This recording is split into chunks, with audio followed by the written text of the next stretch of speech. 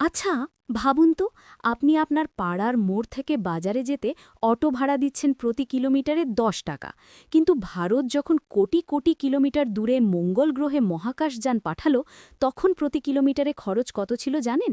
মাত্র ৭ টাকা। ঠিক তাই। আজ আমরা কথা বলবো ভারতের সেই গর্ভে ইতিহাস নিয়ে, মঙ্গলযান বা MOM, মার্স অরবিটার মিশন, যা কিনা হলিউডের সায়েন্স ফিকশন সিনেমা গ্র্যাভিটির বাজেটের চেয়েও কম খরচে তৈরি হয়েছিল।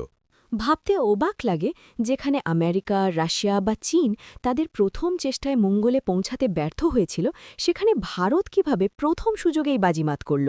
শুধু বাজিমাত নয়, ভারত পুরো বিশ্বকে দেখিয়ে দিয়েছে যে মহাকাশ গবেষণা মানেই শুধু হাজার হাজার কোটি টাকার বিলাসিতা নয়, বরং উদ্ভাবনী মেধা আর সঠিক পরিকল্পনা থাকলে অসম্ভবকে সম্ভব করা যায়। আজ আমরা সেই জাদুকরী কৌশলের ব্যবচ্ছেদ করব। আচ্ছা, একটু বাজেট নিয়ে বিস্তারিত বলা যাক। আমরা প্রায়ই শুনি যে এটা সিনেমার চেয়েও সস্তা। আসল অঙ্কটা ঠিক কত? দেখুন, হলিউড মুভি গ্র্যাভিটির বাজেট ছিল প্রায় $100 মিলিয়ন, আর ভারতের মঙ্গল অভিযানের পুরো খরচ ছিল মাত্র $74 মিলিয়ন বা 450 কোটি টাকা। অন্যদিকে নাসার মেভেন মিশনের বাজেট ছিল প্রায় $485 মিলিয়ন, অর্থাৎ নাসার বাজেটের মাত্র 15% খরচ করে ভারত মঙ্গলে পৌঁছে গেছে। এই আকাশ-পাতাল পার্থক্যের রহস্য কি? ভারতের বিজ্ঞানীরা কি কোনো সস্তা যন্ত্র ব্যবহার করেছিলেন? একদমই না। রহস্যটা ছিল ইঞ্জিনিয়ারিং অপটিমাইজেশনে। ইসরো নতুন করে কোনো রকেট বানানোর বদলে তাদের পুরনো এবং অত্যন্ত নির্ভরযোগ্য PSLV রকেট ব্যবহার করেছিল। তারা জানত রকেটটি ছোট, তাই তারা সরাসরি মঙ্গলের দিকে না গিয়ে অন্য এক বুদ্ধিদীপ্ত কৌশল নিয়েছিল।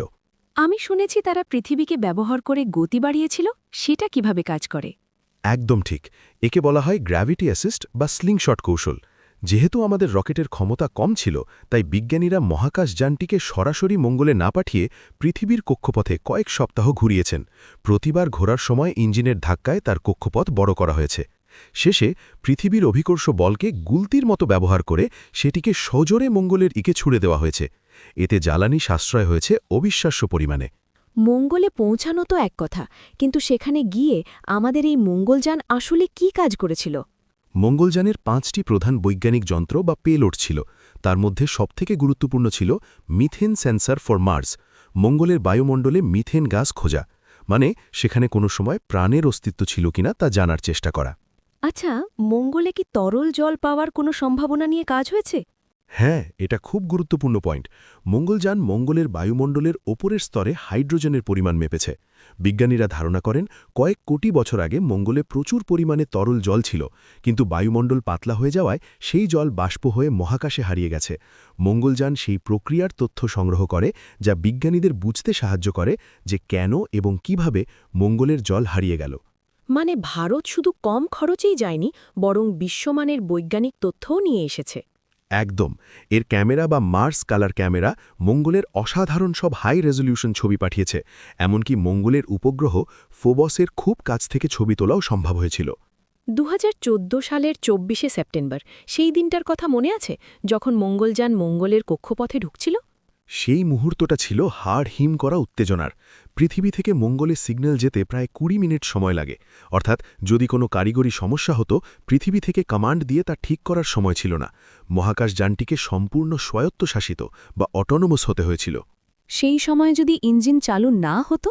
তবে মঙ্গলযান চিরতরে হারিয়ে যেত মহাকাশের অন্ধকারে।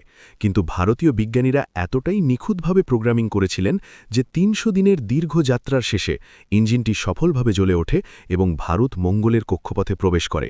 সেই মুহূর্তে ইসরোর কন্ট্রোল রুমে বিজ্ঞানীদের আনন্দ আর চোখের জল দেখে পুরো বিশ্ব স্তব্ধ হয়ে গিয়েছিল। পশ্চিমা মিডিয়াও তো তখন সুর বদলাতে বাধ্য হয়েছিল, তাই না? ঠিক তাই। যারা প্রথমে কার্টুন ছেপে ভারতকে উপহাস করেছিল, তারাই পরে স্বীকার করতে বাধ্য হল যে মহাকাশ বিজ্ঞানে ভারত এখন এক বড় খেলোয়াড়। এমনকি অনেক উন্নত দেশ এখন তাদের স্যাটেলাইট উৎক্ষেপণের জন্য ইসরোর দ্বারস্থ হয়। মঙ্গলযান তো মাত্র ৬ মাসের জন্য পাঠানো হয়েছিল, কিন্তু সেটি তো অনেক বেশি দিন টিকেছিল। অবিশ্বাস্যভাবে সেটি প্রায় ৮ বছর টিকেছিল।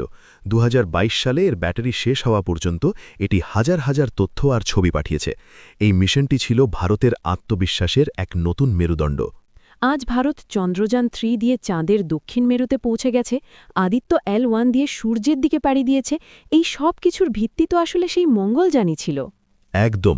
মঙ্গলযান প্রমাণ করেছে যে বাজেট নয়, বড় বাধা হল সাহসের অভাব, আর ভারতীয় বিজ্ঞানীরা প্রমাণ করেছেন যে বুদ্ধি আর পরিশ্রম থাকলে লাল গ্রহ হাতের মুঠোয় আনা সম্ভব। দারুণ লাগলো আজকের এই আলোচনা। বন্ধুরা, ভারতের এই অভাবনীয় সাফল্য নিয়ে আপনাদের মতামত কি? মঙ্গলে মানুষের বসবাস বা মঙ্গলের জল নিয়ে আপনাদের ভাবনা কমেন্টে আমাদের জানান। এমন আরও রোমাঞ্চকর বিজ্ঞানের গল্প শুনতে আমাদের সাথে থাকুন। দেখা হবে পরের কোনো ভিডিও।